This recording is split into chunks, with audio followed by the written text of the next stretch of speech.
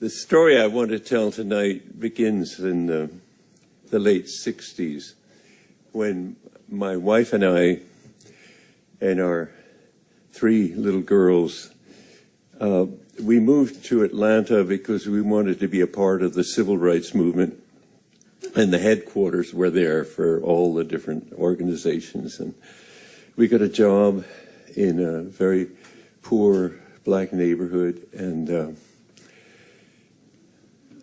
right behind us, well, there were a lot of kids used to come over to our house and play. And one of them was named Patricia. She's 8 years old. Looked like her hair hadn't been braided in many years, and almost just terrible, and impetigo sores down her legs. And she kind of fastened herself onto our family. She was 1 year older than our oldest girl. When it came time for us to leave the neighborhood after 2.5 years, I should say, her mother was an alcoholic, and often they had no place to sleep, so they'd come over to our house when their mother lost the apartment, and they'd spend the night with us. And then when it came time for us to leave, she asked if she could come with us. And my wife and I said yes. And we went eventually to rural Georgia, and she lived there with us and blossomed. She had a beautiful sense of color. She made her high school graduation dress, painted a mural on the high school wall.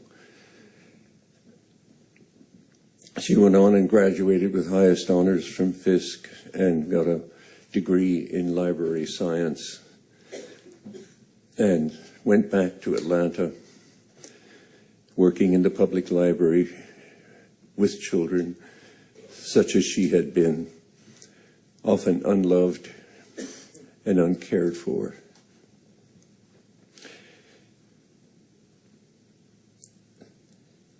She had a house in a changing neighborhood, and one night in November, she came home late from work, and a crack addict who was stealing for his habit saw no light on in her house and went around the back, broke in the window, stole some things, and took him to the local crack house, got his first hit of crack. He was walking around the neighborhood again, and still no light on, so he wanted a massive dose of crack, so he took a whole bunch of things. And Trish came home while he was gathering them up. He hid in a closet. She opened the closet door and fell backwards, and he tied her hands behind her back. And I learned later that they had a conversation together which sounded exactly like Patricia. She told him to get help with his drug habit. She told him where there was food in the refrigerator. He told her to put burglar bars on the back of the house and always leave a light on. And he asked about the sewing dummies that were in the house, and she told him that a woman named Susie, my wife, had taught her how to sew, and she made bridal gowns as a sideline for income. He got a lot of stuff and got a major hit of crack. Coming by the house again, he thought she would be free by now, but the lights were still out. So he went in again, and he asked for sex. She said, "You'll have to kill me first." And so he strangled her and violated her body.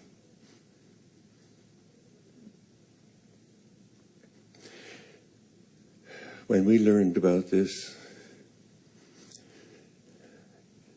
it was the darkest thing that had ever happened to our family. We'd known death, but not like this at the hand of another human being.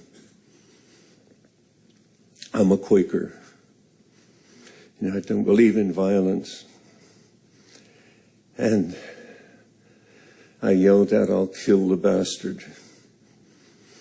I was furious at what he had done to our child.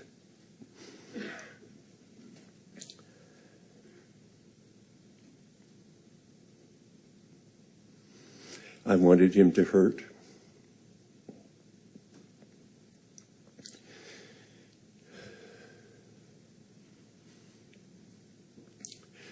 It's very beautiful where we live in Tennessee, along a state scenic wild river, and I'd go walking. And these visions of what had happened to Trish would come crashing in on me, and I couldn't control them.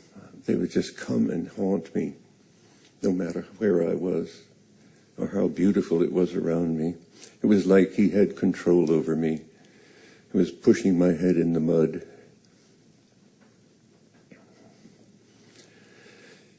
I wanted to know, after a little while, I wanted to know who he was. I wanted to know what had happened to him that made it possible for him to do such a deed. My first reaction was that he was a monster. He was no human being. He deserved no compassion from me.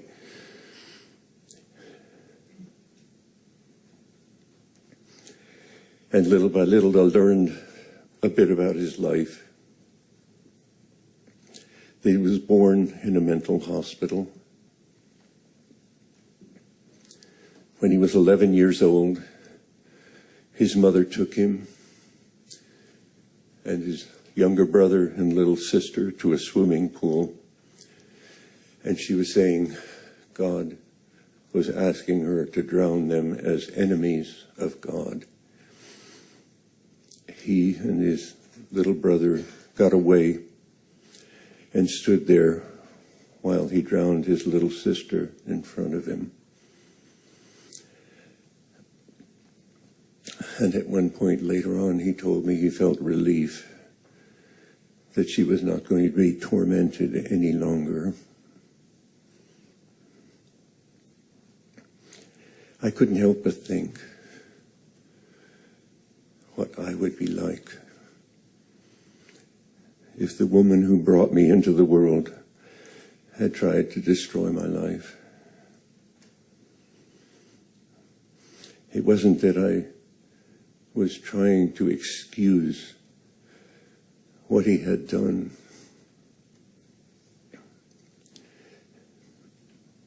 But I felt for him as another human being suffering. There was a hearing in Atlanta, the final hearing in his case. I'd written the judge earlier on the advice of a friend of mine who was against the death penalty, and told the judge how much we loved Patricia and how much a part of our life she was. My youngest girl couldn't remember life without Patricia.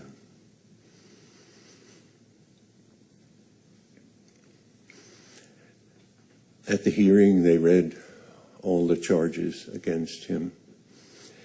And I just sat with my wife, Susie, and held her hand and cried, and I was thankful I was deaf, that I couldn't hear a lot of what they said.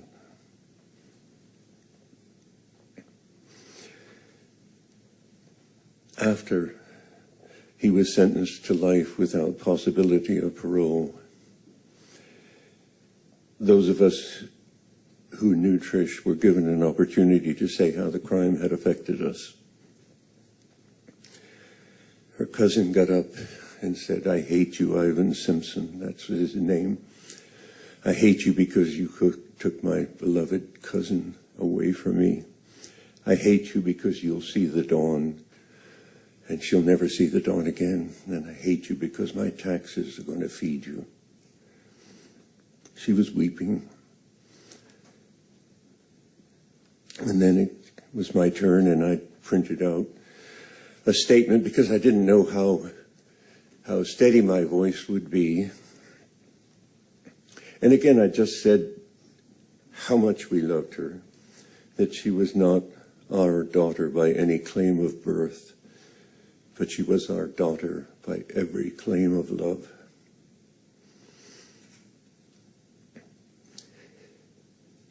And at the end, I said, I don't hate you, Ivan Simpson, but I hate with all my soul what you did to my daughter. And then the very last thing I had to say, it was as though I was almost turned around. He was behind me, and I turned around and faced him when I said my last, that I wished for all of us who had been so wounded by this crime, I wish that we might find God's peace, and I wish this for you also, Ivan Simpson. And our eyes met for the first time. The tears were streaming down his cheeks. I'll never forget the look. It's like a soul in hell.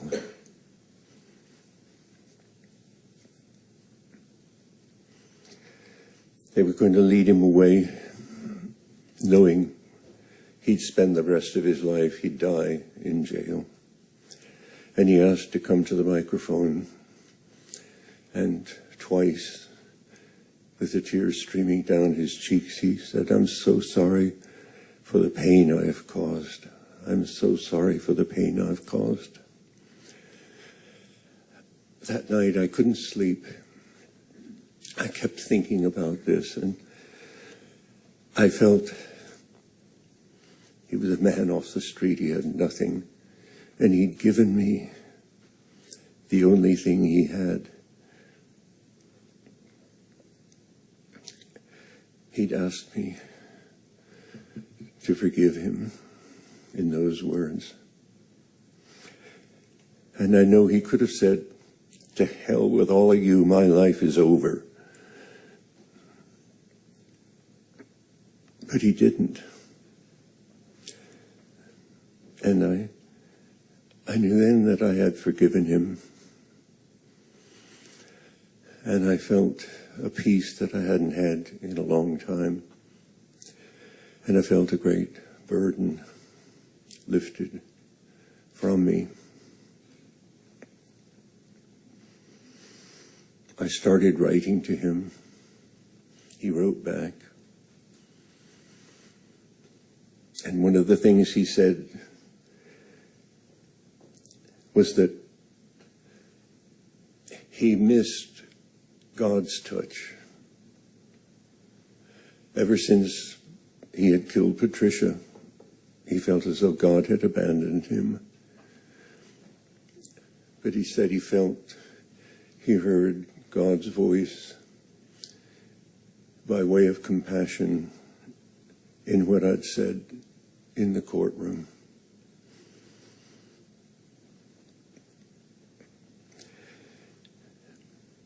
We sent him a Christmas package, and I said, my God, what are you doing? What are you doing? Sending a Christmas present to the man who murdered your daughter. And I knew I had to do it. Because I think when you forgive someone, you start to care about them again. And I knew he had no one in the world. We had a small group of people in Cookville. We thought we'd maybe get together with other people who had lost loved ones to violence like this. And I remember one woman whose brother had been killed 15 years before coming in and telling her story. Her brother was a doctor. He was killed by a man off the streets. To her, a nobody. And she was as angry as if it had happened the day before. And I knew I didn't want, that was no way to live. That was not life. A friend of mine told me that when you hate, you take poison and you expect the other person to die. And I think that's true. My wife and I went to South Georgia to visit Ivan in prison. It took a long time to arrange it. But we felt it was, again, something we needed to do. So I think what happened there was we were sitting down and talking together for 2.5 hours. It was just extraordinary. And because I'm very deaf, I was sitting very close to him. He was unshackled, of course. And when it got time for us to leave, he stood up and I did too. And it seemed the most natural thing in the world that we had our arms around one another. And it was an unbelievable moment that I could have my arms around the man who murdered. And I think forgiveness is possible for the worst. And I do believe we all need forgiveness, God knows.